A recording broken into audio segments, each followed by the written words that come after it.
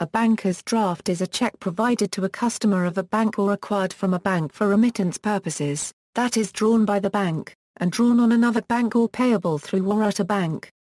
A normal check represents an instruction to transfer a sum of money from the drawer's account to the payee's account.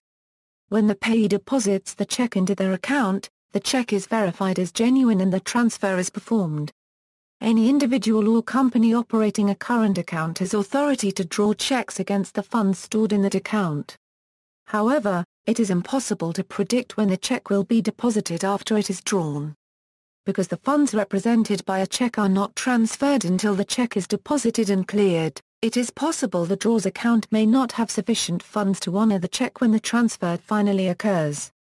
This dishonored or bounced check is now worthless and the payee receives no money, which is why checks are less secure than cash. By contrast, when an individual requests a banker's draft, they must immediately transfer the amount of the draft from their own account to the bank's account.